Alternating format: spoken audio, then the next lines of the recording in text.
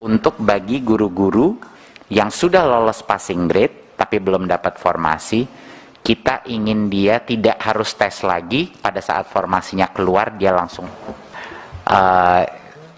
walaupun kita masih banyak tantangan ke depan, tapi saya optimis tahun ini transformasi pendidikan kita akan semakin positif. Untuk topik pertama, ini akan detailnya dibahas oleh mengenai guru honorer dan seleksi P3K akan dibahas oleh Dirjen GTK Mas Iwan. Tetapi sebelum itu mungkin saya memulai sedikit sebagai intronya. Saya rasa masyarakat juga harus mengetahui bahwa kita punya undang-undang ASN yang mengunci dua hal dalam rekrutmen P3K ini. Yang pertama, undang-undang ASN itu mengunci bahwa baik dari pihak swasta maupun negeri harus diberikan kesempatan untuk masuk dalam seleksi guru. Jadi itu hal yang dikunci oleh undang-undang. Dan yang kedua adalah pegawai ASN harus bekerja di dalam organisasi pemerintahan. Jadi ini dua hal yang memang dikunci oleh Undang-Undang ASN. Tetapi saya mengerti bahwa ada dua isu besar. Satu isu yang terbesar adalah beberapa guru yang tentunya yang lolos passing grade tapi tidak ada formasi. Ada isu kedua yaitu guru-guru yang mungkin lolos passing grade tetapi kalah dengan beberapa guru swasta dari sisi ranking. Dan yang ketiga adalah isu beberapa yayasan yang kehilangan guru. Ya, ini isu tiga ini. Nah, ini akan dibahas sama Mas Iwan, tapi sangat penting untuk masyarakat mengetahui bahwa Kemdikbud mengambil posisi yang sangat jelas di sini. Walaupun ini bukan keputusannya Kemdikbudristek, bahwa ini adalah keputusan Panselnas, di mana ada beberapa pihak, posisi Kemendikbudristek kami ada di sisinya guru honorer. Artinya apa? Kami mengambil posisi dan berjuang di Panselnas untuk bagi guru-guru yang sudah lolos passing grade tapi belum dapat formasi, kita ingin dia tidak harus tes lagi. Pada saat formasinya keluar dia langsung dapat. Itu adalah posisi Kemendikbud. Satu, pertama. Jadinya guru-guru honorer di luar, para organisasi-organisasi harus menyadari bahwa Kemdikbud ada di sisi mereka dan kami sedang berjuang setiap hari untuk meyakinkan perubahan, sehingga perubahan Permen Pan-RB sehingga proses seleksinya itu bisa pada saat guru itu sudah lolos passing grade, kita ingin dia langsung dan formasinya terbuka, dia langsung dapat dan tidak perlu mengikuti tes lagi. Ya, itu yang pertama. Kita mengambil posisi yang sangat jelas untuk membela hak guru yang sudah lolos passing grade tetapi belum dapat formasi. Kedua, kami mengambil posisi yang sangat jelas juga, kami sedang memperjuangkan bahwa seluruh proses rekrutmen ini kami ingin pastikan memaksimalkan afirmasi dalam bentuk apa? Afirmasi dalam bentuk kesempatan terbesar dan prioritas bagi guru di sekolah induknya. Itu adalah perjuangan kedua kita untuk memastikan dan memaksimalkan bahwa kita memberikan kesempatan terbesar dahulu bagi guru-guru honorer di sekolah-sekolah negeri di sekolah induknya dia, sehingga dia bisa mendapatkan kesempatan terbesar. Jadinya ini adalah dua hal yang sangat penting untuk dimengerti masyarakat dan para guru-guru honorer bahwa Kemdikbudristek hadir di sisinya mereka. Ini sangat penting. Tetapi ini adalah keputusan bersama di Panselnas. Jadi mohon dukung kami dalam perjuangan ini dan insya Allah kita akan mendapatkan terobosan, tapi kami akan terus berjuang untuk mencapai ini. Ya, jadinya sekali lagi saya mengulang, Undang-Undang ASN mengunci bahwa partisipasi dari guru swasta itu diwajibkan oleh undang-undang. Mereka harus diberikan hak karena mereka juga guru yang diberikan hak untuk bekerja. Sama seperti kalau kita membuka rekrutmen untuk masuk kementerian, harus bisa diakses dari pihak swasta juga gitu. Itu adalah undang-undang ASN. Dan yang kedua yang dikunci adalah ASN harus bekerja di dalam organisasi pemerintahan, tidak bisa bekerja dalam organisasi swasta. Itu dua hal yang dikunci.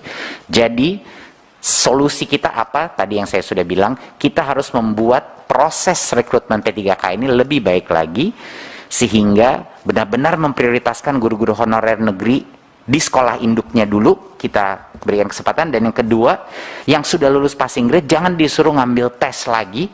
Pada saat formasinya tiba-tiba keluar, dia harusnya diamankan formasi itu untuk mereka. Ya, itu adalah posisi Kemendikbudristek.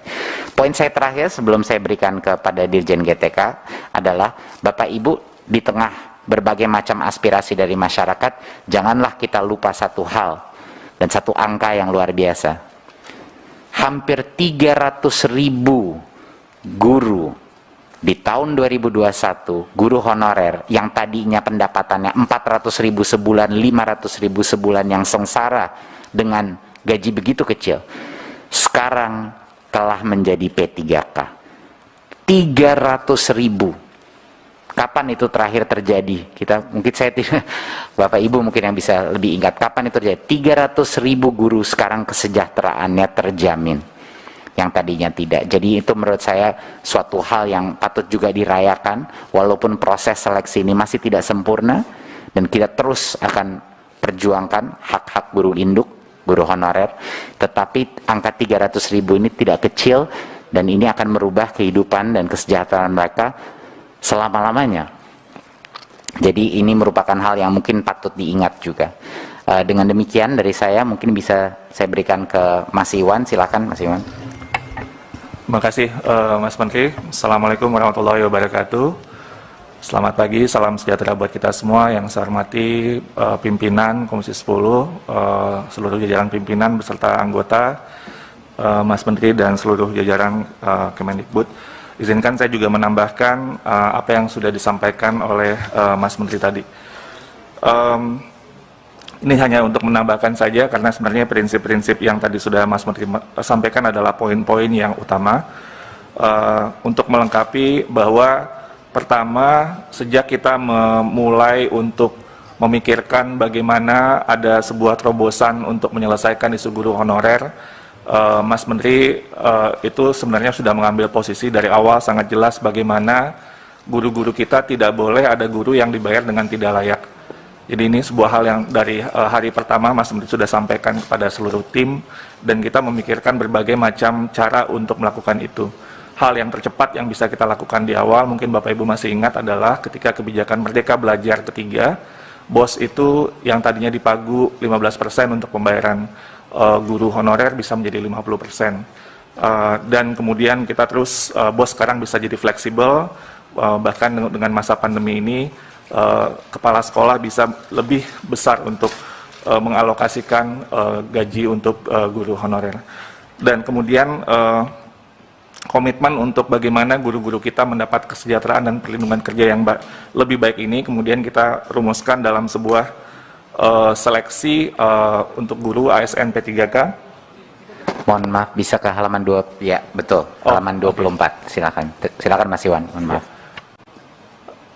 Untuk seleksi guru ASN P3K, karena ternyata permasalahannya ada lebih besar daripada meningkatkan kesejahteraan dan perlindungan guru, yaitu bahwa di sekolah-sekolah kita, sekolah negeri yang ada, itu sekitar 40% lebih guru-gurunya tidak mengalami rekrutmen secara yang semestinya. Artinya terjadi sebuah supply dan demand, masalah supply dan demand yang sudah lama, sehingga guru-guru masuk menjadi guru tanpa perlindungan kesejahteraan dan kondisi kerja yang baik. Dan inilah yang kemudian ingin kita tuntaskan dengan seleksi guru ASN P3K ini.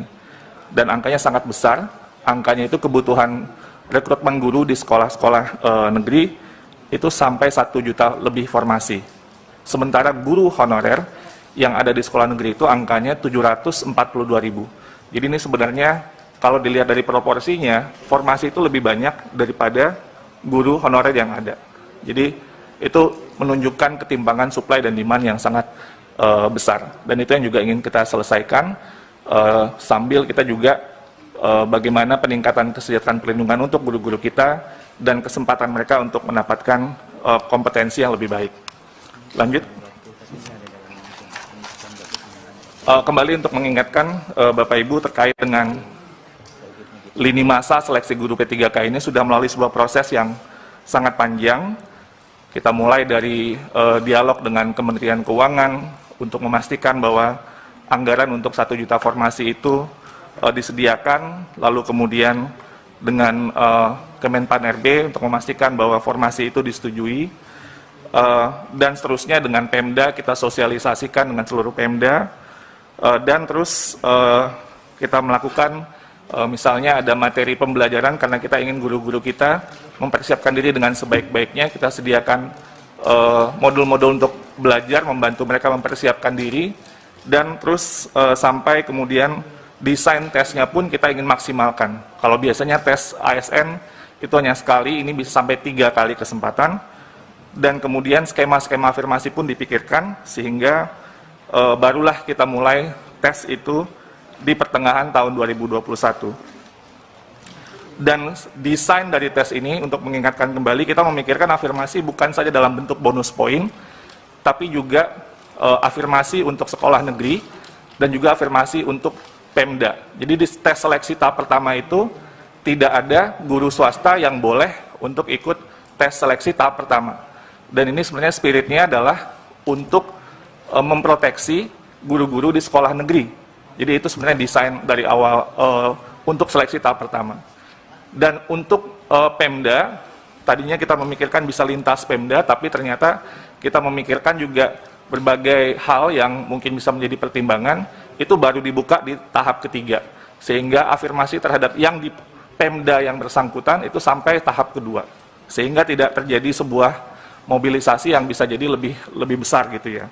Nah, ini afirmasi terhadap sekolah negeri itu kita desain, afirmasi terhadap Pemda juga kita desain, sebelum kemudian tahap 3 itu yang lebih artinya lebih persaingannya lebih bebas, dan kita akan melakukan optimalisasi jika masih ada formasi yang tersisa dan guru yang layak, yaitu yang lulus passing grade-nya.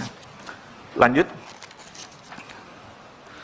Dan inilah dengan berbagai dinamika yang terjadi pada saat perancangan dan proses seleksi, kita memberlakukan kebijakan afirmasi dan juga penyesuaian nilai ambang batas sebagai bentuk keberpihakan kita untuk mendorong semakin maksimal guru-guru kita yang bisa lulus untuk seleksi dan mendapatkan formasi ini. Pertama, sertifikat pendidik, lalu kemudian usia di atas 35 tahun, penyandang disabilitas, dan guru honorer PHK 2.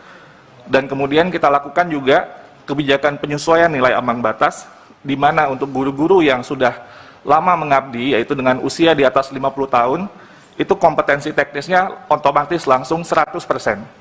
Jadi kompetensi teknis yang di Tenggarai waktu itu sangat sulit, itu kita berikan afirmasi maksimal 100% kepada guru-guru di usia 50 tahun. Ini juga masukan dari Komisi 10 pada waktu itu, dan juga mereka juga mendapatkan bonus 10% untuk kompetensi manajerial, sosiokultural, dan wawancara. Dan setelah itu pun semua peserta seleksi mendapatkan nilai afirmasi 10% dari kompetensi teknisnya. Lanjut. Nah, kondisi pada saat ini, Bapak Ibu yang terhormat, yang sudah disampaikan oleh Mas Menteri tadi, sudah 293.000 atau hampir 300.000 guru honorer yang sudah lulus formasi pada ujian pertama dan kedua, dan akan segera diangkat menjadi guru P3K. Jika kita melihat angka ini, dari formasi yang dilamar, nanti akan saya jelaskan, ada formasi yang dilamar, ada formasi yang tidak dilamar, itu sekitar 75,7%. Jadi artinya angkanya cukup tinggi dari formasi yang dilamar. Atau kalau kita lihat dari total formasi, angka ini sekitar 58,0% dari 506.252 formasi. Ini angka yang sangat besar, persentase yang sangat besar. Lanjut. Nah, tapi pada saat yang bersamaan, kita juga melihat sebuah data yang menarik Bapak Ibu, yaitu ada 117.000 formasi lebih yang tidak dilamar sama sekali di tahap 1 dan di tahap 2. Dan ketika kita buka datanya, ternyata kita bisa melihat sebuah tren bahwa guru-guru kita tidak melamar ke daerah-daerah yang aksesnya terbatas atau terpencil, atau daerah khusus atau daerah 3T. Ini misalnya kalau di DKI Jakarta misalnya guru-guru di Kepulauan Seribu melamarnya di Jakarta Utara gitulah kira-kira ya. Jadi atau yang di daerah desa ngelamarnya ke kota di wilayah kewenangan yang sama, padahal sebenarnya kalau dia bersaing di formasi ini itu mungkin besar kemungkinan dia akan mendapatkan formasi tersebut. Jadi ternyata banyak, ini 100.000 ini banyak sekali Bapak Ibu, ini lebih dari 20% formasi yang tidak dilamar sama sekali. Ya ini nanti mungkin kita bisa isi dengan optimalisasi formasi. Tapi ini sebarannya juga ada per provinsi yang mungkin juga bisa menjadi perhatian Bapak Ibu sekalian. Lanjut. Nah ini isu yang saya yakin Bapak Ibu sudah sangat sering mendengar, tadi juga pimpinan sudah menyampaikan, kami pun juga terus dengan pengaduan, layanan pengaduan yang kami terima dan forum-forum yang kami ikuti dan juga berbagai macam bentuk komunikasi lainnya, ada 4 isu utama dari tahap 1 dan tahap 2. Yang pertama, itu di tahap 1 waktu itu mungkin Bapak Ibu masih ingat di akhir tahun, ketidakjelasan tentang pemberkasan untuk guru-guru yang sudah lulus di tahap 1. Ini sudah jalan, ada solusi yang segera dilakukan yaitu surat BKN untuk menjadi dasar bagi Pemda untuk segera memproses pengangkatan P3K guru-guru honorer di daerahnya masing-masing. Ini batas akhir untuk penyerahan dokumen nantinya itu kepada BKN tanggal 31 Januari 2022. Ini proses yang sudah sedang berjalan. Lalu yang kedua, ketiga sebenarnya itu mirip, tapi yang ketiga nanti akan itu lebih fokus kepada masalah yang sangat kritis yang tadi sudah disampaikan oleh Mas Menteri dan sudah dijelaskan bagaimana posisi kita, adalah yang sudah lulus passing grade. Yang ini di tahap 1 sudah menjadi masalah, jadi mereka sudah lulus passing grade tapi belum dapat formasi, tapi di tahap kedua ditambah dengan isu sekolah swasta. Jadi yang ada guru honorer sekolah induk yang bagian ketiga sudah lulus passing grade namun kalah bersaing dengan guru swasta. Nah inilah yang isu yang terus kita juga menerima banyak sekali masukan-masukan dari berbagai pihak, dan kita melihat sebenarnya seperti tadi saya sampaikan, jika Pemda mengajukan formasi secara maksimal 1 juta formasi, maka sebenarnya formasi itu berlebih 250.000 atau sekitar 25% dari guru honorer existing. Jadi sebenarnya formasi itu jauh lebih banyak daripada guru honorer yang ada di lapangan.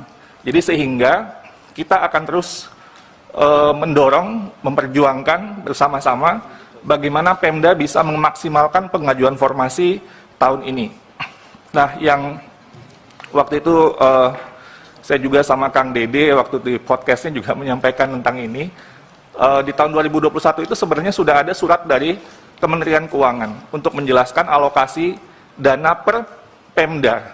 Yang surat ini disampaikan ke seluruh kepala daerah, gubernur, bupati dan wali kota. Dan untuk tahun 2022 ini sudah disampaikan dari tahun 2021.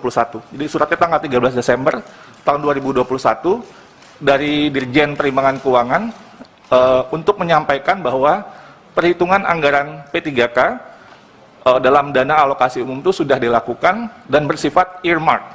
Ini saya tebalkan sejak tahun 2000, surat yang pertama sudah disampaikan oleh Kementerian Keuangan bahwa kalau dalam sistem penganggaran yang namanya earmark itu adalah dana yang penggunaannya ditentukan secara spesifik sehingga tidak dapat digunakan untuk belanja lain. Sekali lagi, earmark ini kalau dalam penganggaran ini maksudnya adalah dana yang penggunaannya itu ditentukan secara spesifik sehingga tidak dapat digunakan untuk belanja lain.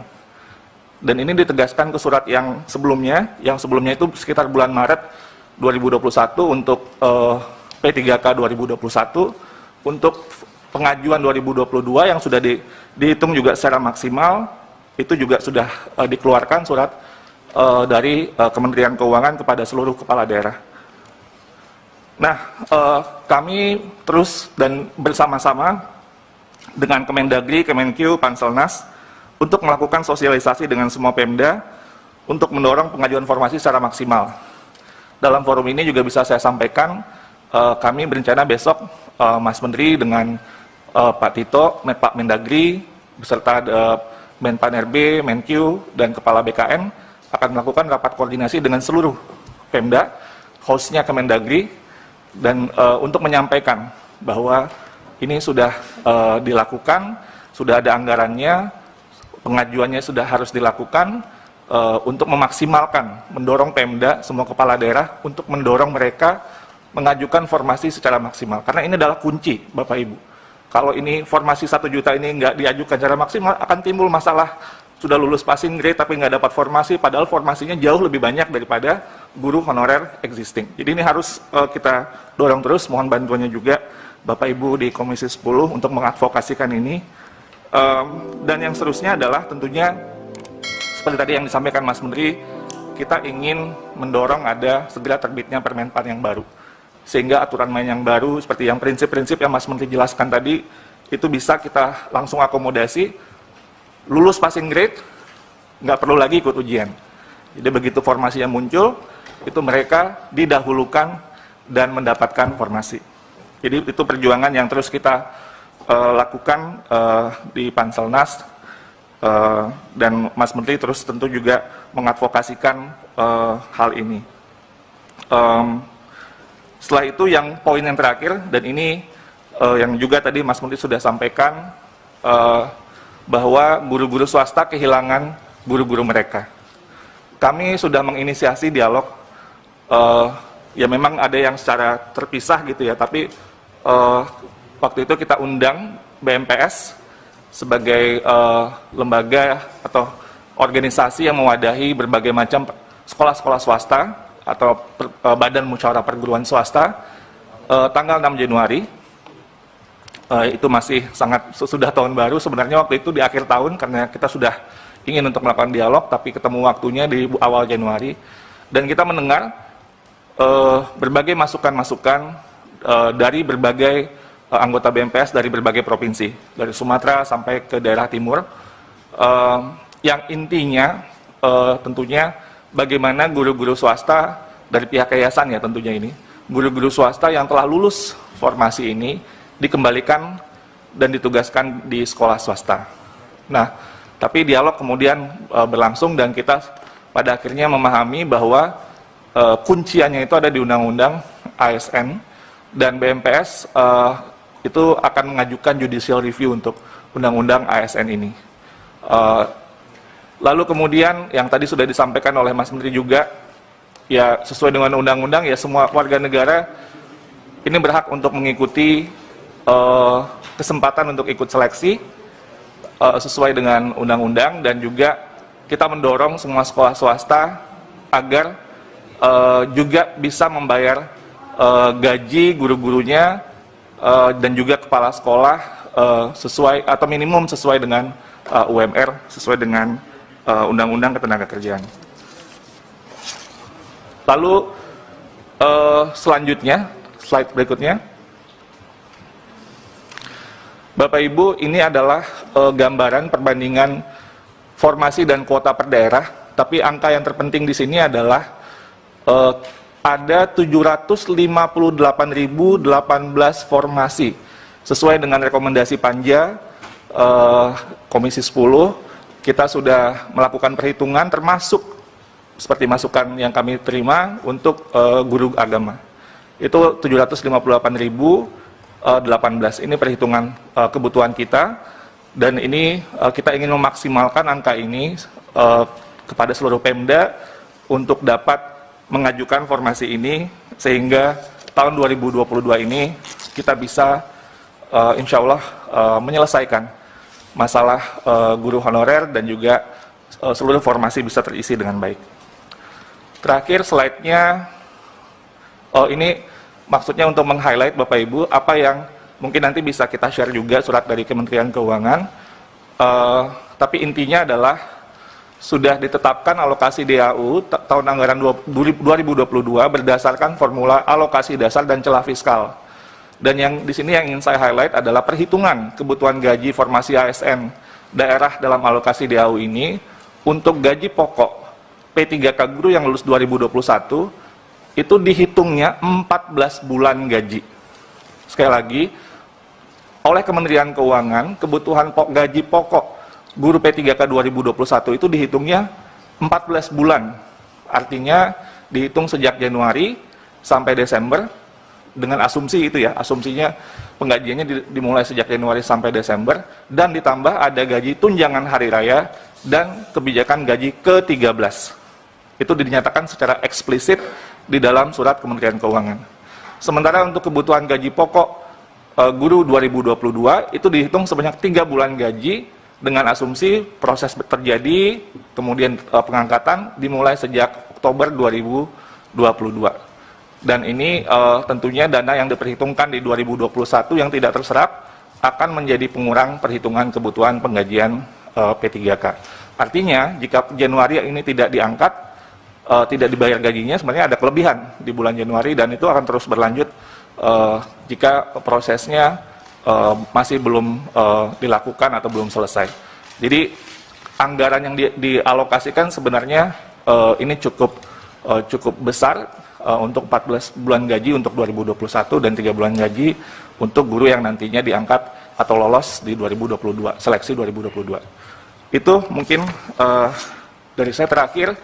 Ini hanya ingin menyampaikan kepada Bapak Ibu Komisi 10 bahwa rekomendasi panja ini sudah kita tindak lanjuti, misalnya melanjutkan seleksi 1 juta guru P3K yang sebelumnya mungkin dikhawatirkan akan berhenti saja, tapi kita ingin memaksimalkan, mudah-mudahan dengan Permenpan baru nanti kita bisa lebih besar lagi. Jadi mungkin kalau masih tahap ketiga masih belum, kita terus akan melakukan seleksi sampai maksimal formasi terisi, lalu kemudian melakukan pengusulan pemenuhan kebutuhan guru 2022 berdasarkan peta data yang sudah kita sampaikan, membentuk layanan pengaduan, ini juga sudah kami lakukan, Bapak Ibu Komisi 10, di https://guru p3k.kemdikbud.go.id dan nomor layanan pengaduan 15997. Ini luar biasa sibuknya layanan pengaduan ini dan kita terus menambahkan anggota untuk memastikan kita bisa melayani atau tidak jauh lah harinya untuk menjawab pertanyaan-pertanyaan yang diajukan kepada kami. Sosialisasi kepada pemerintah daerah untuk pemenuhan kebutuhan guru terus kita lakukan, termasuk rakor yang akan kita lakukan besok dengan Kemdagri dan semua anggota Panselnas, Kemenkeu. Terkait kebijakan anggaran, kita terus berkoordinasi dengan KL terkait untuk memastikan pembayaran gaji dan tunjangan guru P3K alokasi APBN diperhitungkan melalui DAU. Terkait dengan kebijakan formasi afirmasi seleksi untuk guru-guru PJOK, kesenian, bahasa daerah, dan TK, memberikan kesempatan yang sama afirmasi guru honorer penyandang disabilitas untuk dapat mengikuti ASN P3K, dan afirmasi nilai guru di atas 35 tahun ke atas dan 50 tahun ke atas. Mungkin itu dulu, Mas Menteri, saya kembalikan ke Mas Menteri. Assalamualaikum warahmatullahi wabarakatuh.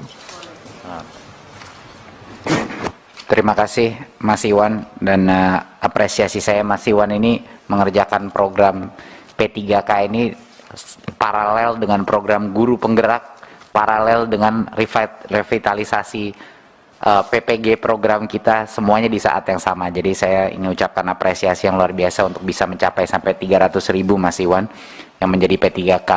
Jadi poinnya Bapak Ibu, kami menginginkan bantuan dari Komisi 10 untuk mengkomunikasikan ini kepada masyarakat, terutama yang isu formasi.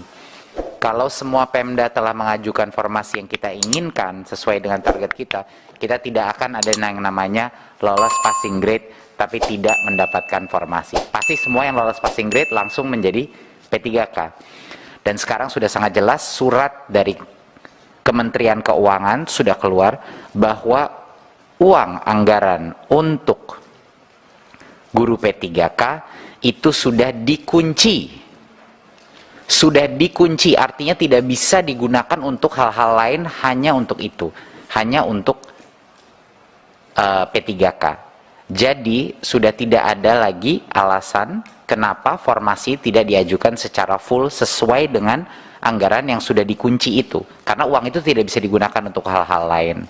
Jadi mohon Bapak Ibu dalam sosialisasi ke masyarakat dan juga ke masing-masing Pemda ini bisa ditekankan, itu akan sangat membantu konstituen Bapak Ibu di masing-masing dapil. Dan poin saya yang terakhir adalah untuk mengulangi lagi bahwa posisi kami sangat jelas di sini.